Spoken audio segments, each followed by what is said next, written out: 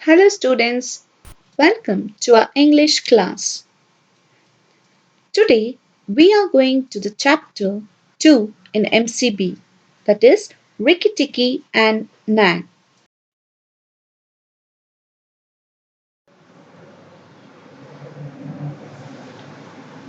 We have the story Rikki, Tikki, Tavi, and Nag. The story is written by Rudyard Kipling. You can see the author in the screen.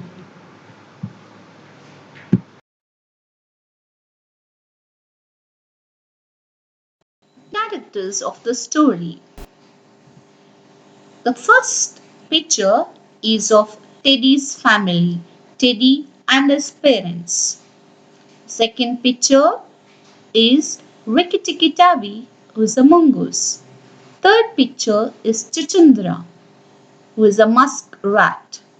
Fourth picture is Nag and Nagina.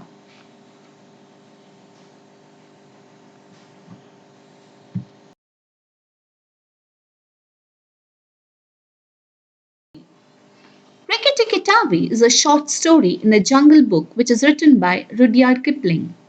Rikki Tikki Tavi was a baby mongoose who was washed away in a flood. He was taken in by Teddy and his parents. They were from British family who were residing in India. He evoked to save his foster family from the dangers that snakes like Krait, Nagina and Nag posed. So here, Rikki Tikki Tavi was a baby mongoose who was washed away in the flood and he was taken care by Teddy and his parents. They were from British family.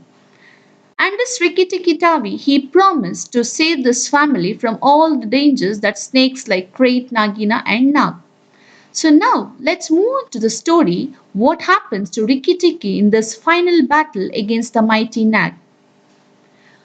Rikki Tikki went off for his nightly walk round the house and in the dark he ran into the Chuchundra, the muskrat creeping round by the wall.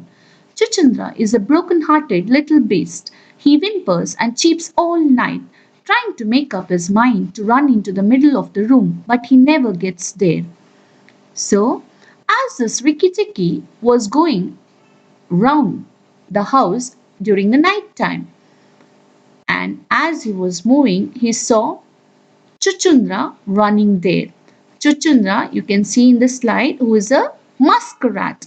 Muskrat is a rat-like animal with a thick brown fur. He used to creep round the wall.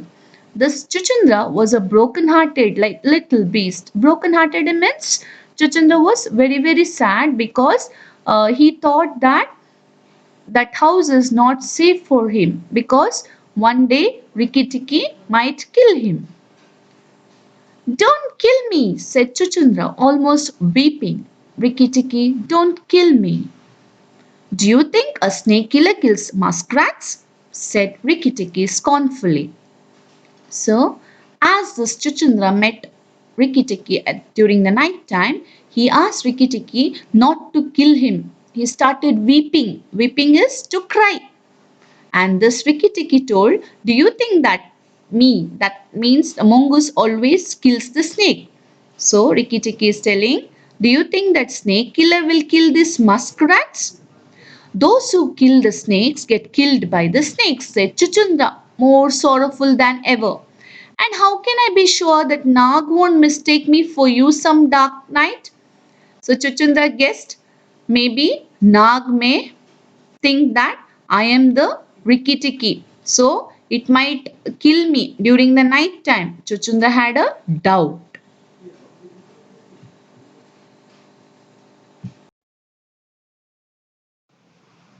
That is not the least danger, said Rikki Tikki. Nag is in the garden, and I know you don't go there. So Rikki Tikki is convincing Chuchundra that you need not worry because Nag is in the garden, and Rikki Tikki knows that Chuchundra will not definitely go to the garden. I must not tell you anything, can't you hear, Rikki Tikki? Rikki Tikki listened. The house was very still, but he thought he could just catch the faintest scratch scratch in the world, a noise as faint as that of wasp walking on a window pane, of the dry scratch of a snake's scales on the brickwork. Now, Rikki Tikki slowly heard some noise when the house was very still, when the house was very quiet. He could hear some scratching noise, and it was a noise just like the faint of a wasp. You know, wasp is an insect. How does it walk on the window pane? Yes, if the insect walks, can you hear any noise? No, of course no, because it's so soft, isn't it? So here he could hear the scratching of the snake's scales on the brickwork. That's Nag or Nagina, he said to himself, and he is crawling into the bathroom sluice. So immediately Rikki Tikki came to know that who is that on the window pane? Some scratching noise is heard. And of course, that is maybe Nag or Nagina. He warned himself and he thought, yes, now he is crawling into the bathroom sluice. Sluice is a channel or a place for surplus water to drain out. Now, Rikki Tikki slowly stole off to Teddy's bathroom, but there was nothing there. And then he slowly went to Teddy's mother's bathroom, where he heard Nag and Nagina whispering. Whispering is speaking softly together outside in the moonlight. When the house is empty of people, said Nagina to her husband, he will have to go away and then the garden will be ours again. Go in quietly and remember to first bite the big man who killed Crate. When you're done, come out and tell me and we will hunt for Rikki Tikki together. So now Rikki Tikki can hear some soft noise outside, so he was just listening to that voice.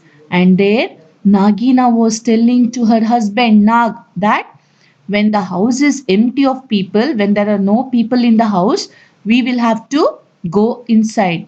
And what will happen? The entire garden will be ours. And Nagina told Nag, you need to go in quietly inside the house.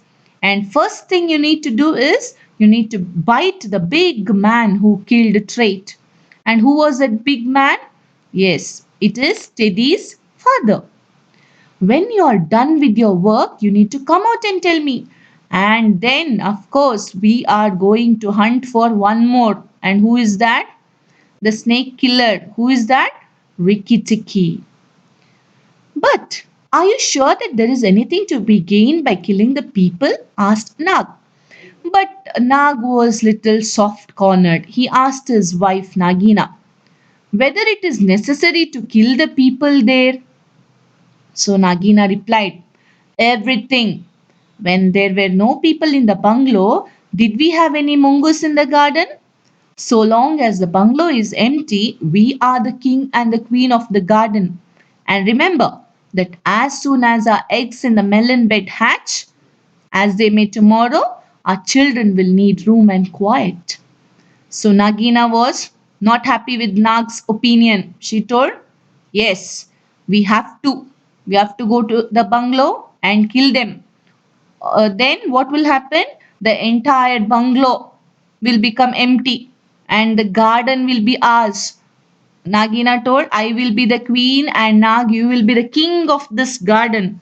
And so, no mongoose will also be there in the garden. So, we can enjoy in that garden. And she also told her husband that soon her eggs are going to hatch in the melon bed where she has laid her eggs. And even her children, they need room to stay. I hadn't thought of that, said Nag. I will go, but there is no need that we should hunt for Rikki Tikki afterwards. Once again, her husband told, of course, I'm going to the bungalow now, but I think we need not kill Rikki Tikki. So, first, what I will do is I will kill the big man and his wife and the child.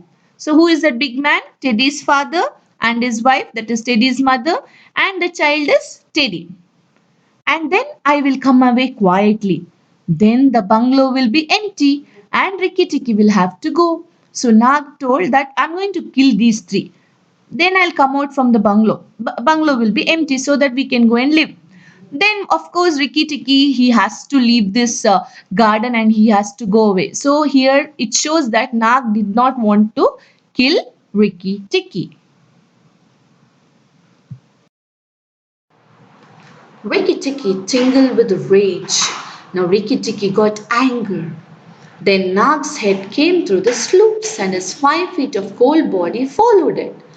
Angry as he was, Rikki Tikki was frightened when he saw the size of the big cobra. You can see in the picture here. Okay? The mongoose was scared looking at this big cobra. What am I to do? Thought Rikki Tikki. If I kill him here, Nagina will know. But if I fight him out in open, the odds will be in his favor. So Nag waved to and fro, and then Rikki Tikki heard him drinking from the water jar that was used to fill the bath. Nag wrapped himself coil by coil round the bulge at the bottom of the water jar, and Rikki Tikki stayed still as death. So slowly Nag entered the bathtub, and he made coil by coil, made round, and he sat in the bottom of the water jar. And then Rikki Tikki stayed still as death, even he did not move a bit. After an hour, he began to move inch by inch towards the jar. Who was that? Yes, Rikki Tikki was moving slowly towards the jar. Nag was asleep, and Rikki Tikki looked at his big back, wondering where would be the best place to get a good hold. If I don't break his back at the first jump, said Rikki, he is definitely going to fight. And if he fights, oh Rikki, he looked at the thickness of the neck below the hood of the snake. But that was too much for him, and a bite near the tail would only make Nag angry. So now he thought, it must be the head, he said at last, and the head above the hood. You know the hood where it's placed, it's below the head of the snake. And once I'm there, I must not let him go. Then he jumped.